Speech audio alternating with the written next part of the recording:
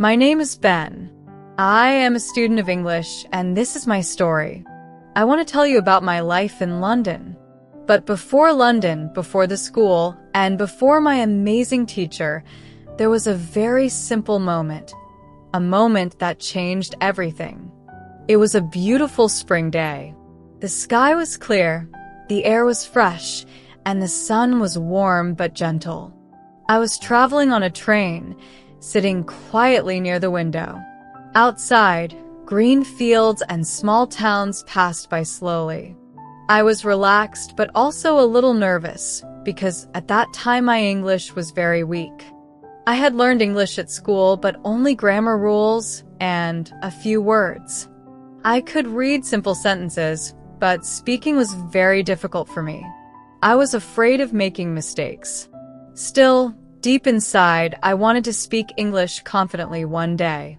On the train, I noticed two ladies sitting opposite me. They looked friendly and relaxed. They were talking to each other and smiling.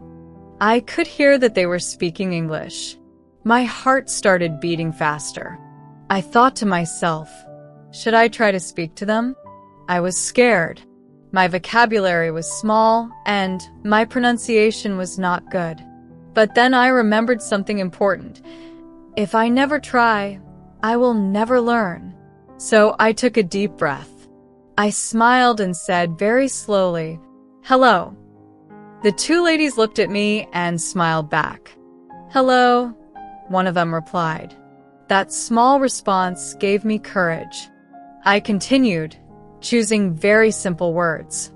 "Nice day today," I said. "Yes, it is," one of them said kindly. "A lovely spring day." They understood me. That made me feel happy and a little proud. I continued speaking, slowly and carefully. I made many mistakes, but I didn't stop. I used simple sentences and sometimes used my hands to explain what I meant. Even when I didn't know a word, I tried to explain it in another way. We talked about the weather, then about the train journey, then about where we were going. I told them, I learn English. I want to speak better. They looked very happy when they heard that. "That's wonderful," one of them said. English is a great language to learn. They told me that they were from England and were traveling home after attending a conference. I didn't know exactly what a conference was, but I understood that it was something related to work. We talked for about 15 minutes. For me, it felt like a big achievement. For the first time in my life, I had a real conversation in English with native speakers. It wasn't perfect. It wasn't fluent, but it was real. Before the train stopped, I thanked them. "Thank you very much," I said. "Nice talk with you." They smiled warmly. "You speak very well," one of them said. "Keep practicing." Then something unexpected happened. One of the ladies wrote something on a piece of paper. She gave it to me. "This is our address and phone number," she said. "If you ever come to England, you can visit us." I was surprised. I didn't expect such kindness from strangers. "Really?" I asked. "Yes," she said. "We would be happy to see you." We said goodbye, and they got off the train. I stayed in my seat, holding the paper in my hand, feeling something new inside me. Motivation. That short conversation changed my thinking completely. I realized that English was not just a school subject. English was a tool for communication, a bridge between people. After that day, I decided to work seriously on improving my English. I started translating simple texts. I listened to English songs and tried to understand the lyrics. I watched English movies with subtitles. At first, it was very hard. I didn't understand much, but I didn't give up. I worked on my English for almost 3 hours every day. Slowly, things began to change. After 8 months, I could speak quite well. I could express my ideas, ask questions, and understand everyday conversations. People could understand me, and I felt more confident. But I wasn't satisfied. I wanted more. I wanted to live in an English-speaking country. I wanted to study English seriously. I wanted to use English every day. So, I made a big decision. I want to go to London, I told myself. I want to study English there. That decision was not easy. I had many fears.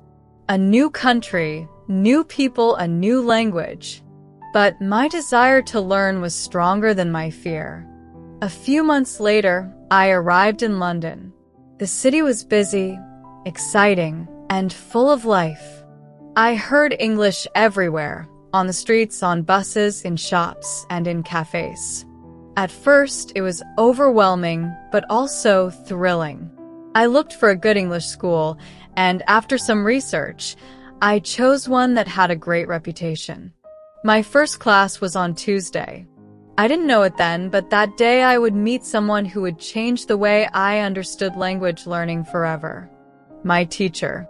And that is where the next part of my story begins. My first day at the English school in London arrived quickly. That morning, I woke up early. I was excited, but also nervous. I stood in front of the mirror and asked myself a simple question. Can I really do this? I chose my clothes carefully, had a quick breakfast, and left my small room. Outside, London was already awake. People were walking fast, buses were full, and the city felt alive.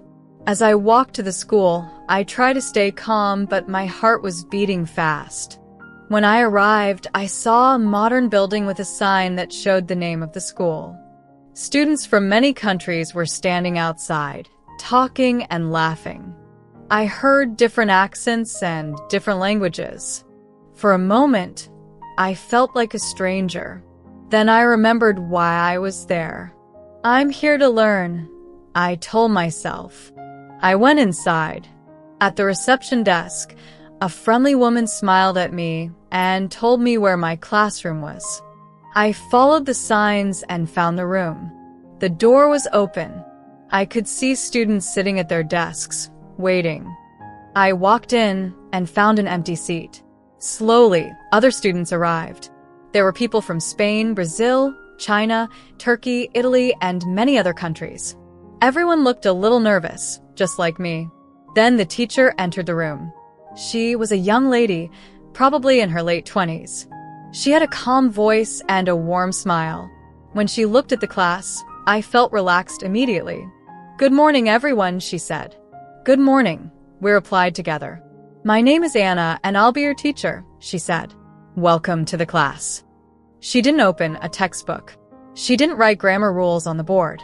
Instead, she looked at us and smiled again. "Before we start," she said, "let's get to know each other." She asked us to say our names and where we were from. When it was my turn, I said, "My name is Ben. I'm from Europe."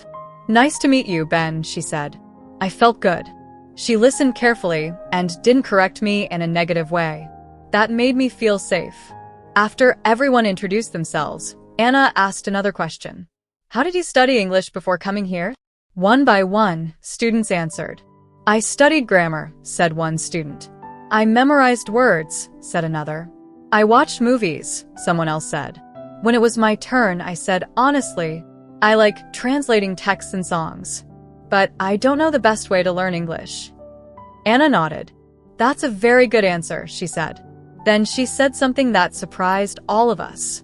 "In this course," she said, "I will teach you a very effective way to learn English. But first, I want to tell you something important." She paused for a moment. "You will not study English here," she said. We all looked at each other. Some students looked confused. "You will not use textbooks," she continued. "You will not memorize long grammar rules." I couldn't believe what I was hearing. "Instead," she said, "you will use English." That sentence stayed in my mind. She explained that language is not something we should only study. Language is something we use to communicate. We use it to share ideas, thoughts, feelings, and stories. When children learn their first language, she said, they don't study grammar. They listen. They speak. They make mistakes. And slowly they improve. She looked at us and said, "As adults, we should do the same." I liked her way of thinking. She explained that many students spend years learning grammar and vocabulary, but they are afraid to speak. They know about the language, but they don't use the language. Of course, grammar and vocabulary are important, she said. But you don't have to study them in a boring way. You can learn them naturally. That idea felt new and exciting to me. Then we started our first real activity. She asked us to talk about our hobbies and what we do in our free time. We worked in pairs. At first, it was difficult. I searched for words in my head. Sometimes I stopped in the middle of a sentence. But something amazing happened. Nobody laughed. Nobody judged. Everybody tried. Anna walked around the classroom, listening and helping gently. She didn't interrupt us all the time. She only helped when we really needed it. For the first time, I spoke English for almost the entire class. When the lesson ended, I felt tired, but happy. I really like this, I thought. The next day, Wednesday, I went to school again. This time, I wasn't as nervous.